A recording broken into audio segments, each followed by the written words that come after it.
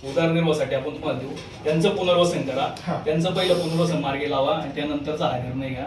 दुसरी गोष्ट, या ठिकाणीच तुम्ही म्हणताय तुमचं पत्र नाही पष्ट साहेबांचं आहे, पष्ट साहेब पण मुख्य कार्यकारी अधिकारीच होते. त्यांनी त्यावेळेच्या पत्रामध्ये उल्लेख करताना त्यांनी सांगितलं सगळंच व्यक्ती आहे, दिव्यांग बांधव आहे, यांचा विचार करा, कुठे माणूस म्हणून विचार करा आणि याला तुम्ही स्थगिती द्या, याच्यावरती एक चांगला निर्णय घ्या. अन्यथा आम्हाला लोकशाही पद्धतीने उद्याला शनी उपोषण छत्रपती शिवाजी महाराज चौकामध्ये करावं लागेल आणि 12 तारखेला जर तुम्ही काढायला आलात तर नाईलाज तो आम्हाला त्या ठिकाणी आत्मदहन करावं लागेल. त्यामुळं याचा पुढे तुम्ही विचार करा, या सगळ्यांचा हातावरती पोट आहे, त्यामुळे याचा पुढे सहानुभूती करून तुम्ही निर्णय घेऊन ही कारवाई तुम्ही आत्ताची याला स्थगिती द्या आणि योग्य तो निर्णय घ्या. आणि यांनी आम्हाला विनंती केली त्या पद्धतीने आम्ही तुम्हाला निवेदन आज देतोय. तसं फडणवीस साहेबांना पण आम्ही मुख्यमंत्री साहेबांना पण हे निवेदन पाठवलं. त्यांनी गुरुवारी संजय भाऊला भेटायला बोलवलेलं आहे बावनकुळे साहेबांनी त्यांनी, त्यामुळे याच्यावर त्या ठिकाणी पण मार्ग निघेल. त्यामुळे तुम्ही एक योग्य तो मार्ग याच्यामध्ये तुम्ही काढावा अशी आमची तुम्हाला एक ग्रामस्थ म्हणून, हे पक्षीय किंवा राजकारण हे करण्यासाठी नाही तर आम्ही एक ग्रामस्थ म्हणून तुमच्याकडे आलेलो आहे. त्यामुळे आमची एक विनंती याच्यामध्ये तुम्ही मार्ग काढावा. बॉडी आल्यानंतर घे ना ग्रामस्थांच्या होऊन जाईल.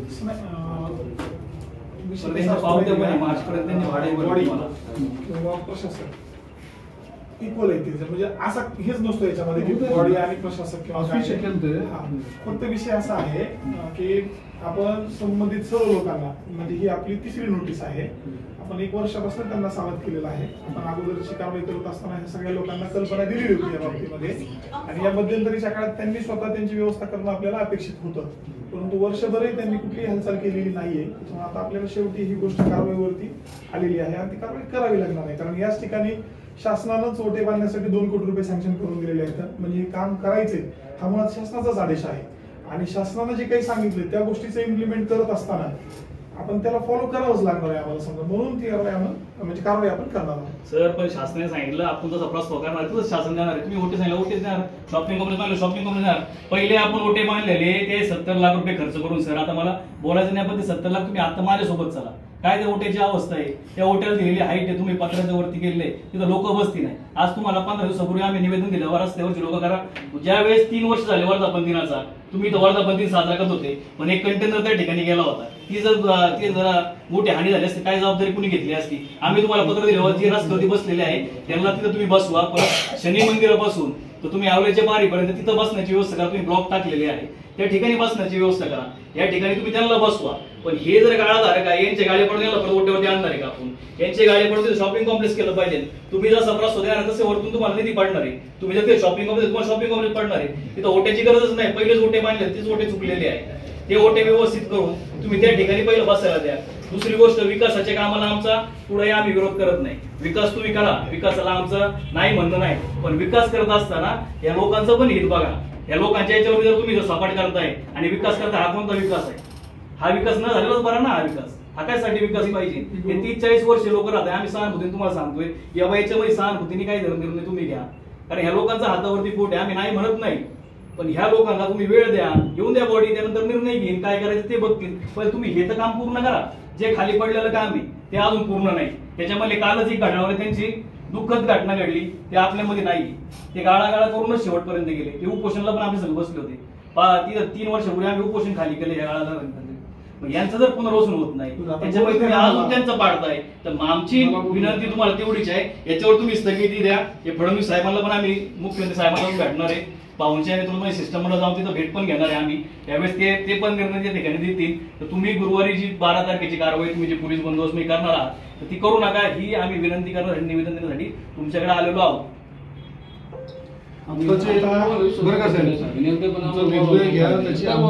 नंतर करा. 1.5 कोटीची ती रिटेनिंग वॉल बांधायची, ते काम करून घ्या. तोपर्यंत यांची तयारी होईल, तोपर्यंत बॉडी पण 3-4 महिने जातील त्याच्यामध्ये. येऊ द्या बॉडी, येऊ द्या, नंतर घेऊ द्या निर्णय. आम्ही पुढं काय त्या निर्णयाच्या विरोधात नाही, पण त्याची अंमलबजावणी आता होऊ नये. ठीक आहे, यंदा पण वेळ मिळेल त्याच्यामध्ये, मला बोल द्या. आणि पुढे जे होईल ते व्यवस्थित होतंय. आता जे गाळे होत आहेत त्याचं पुनर्वसन चांगलं होतंय का? त्या गाळ्यांचा फायदा होतोय का? आपण नुसतेच बांधत राहिलो आणि त्याचा जर उपयोग होणार नसेल तर काय?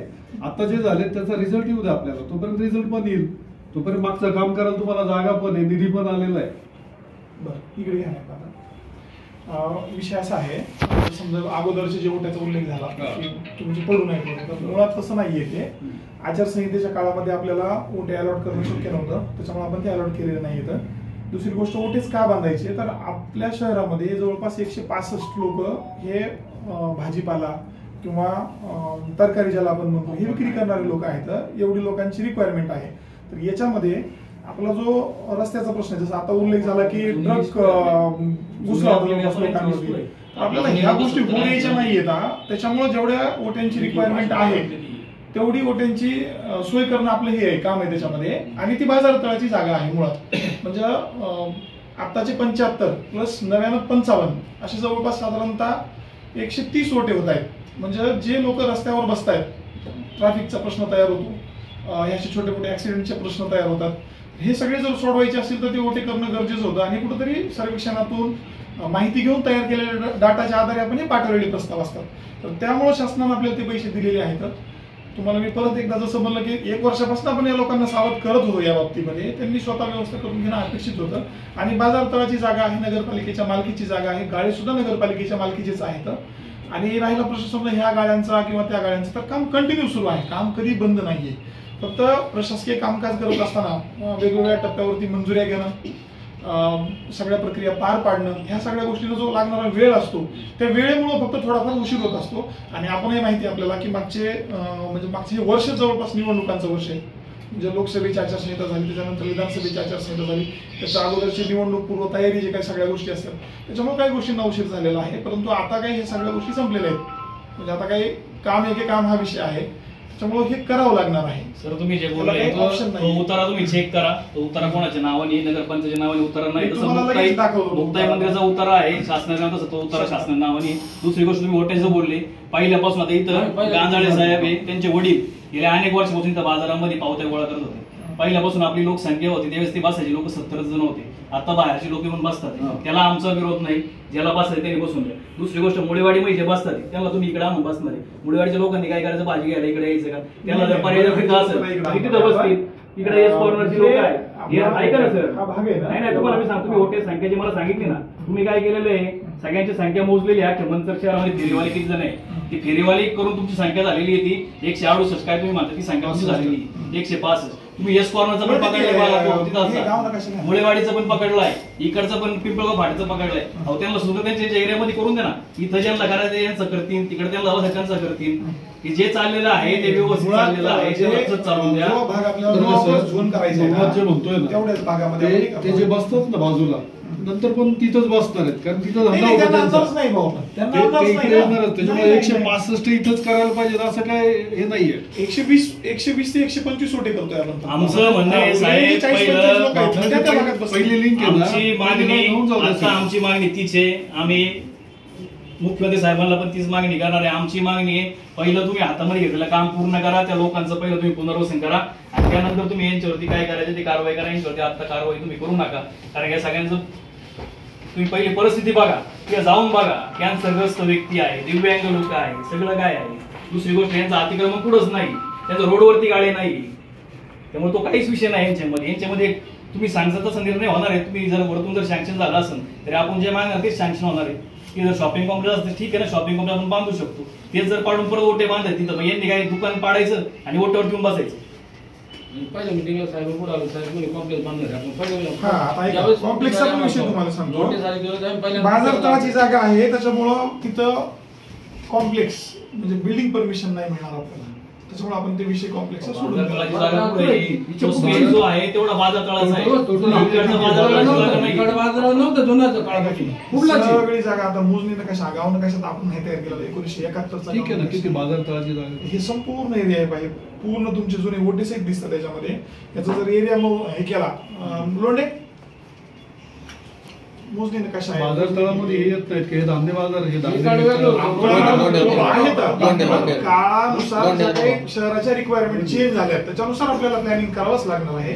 याला काही ऑप्शन नाहीये. आता तुम्ही याच्यात कोणता निर्णय घेऊ नका, निवडणूक होऊ द्या, नगराध्यक्ष बॉडी येईल त्यावेळेस निर्णय घेतील. आता याच्यामध्ये पुढे आपण धमालीकडनं मोजणी करून घेतली, तो एक मोजणी नकाशा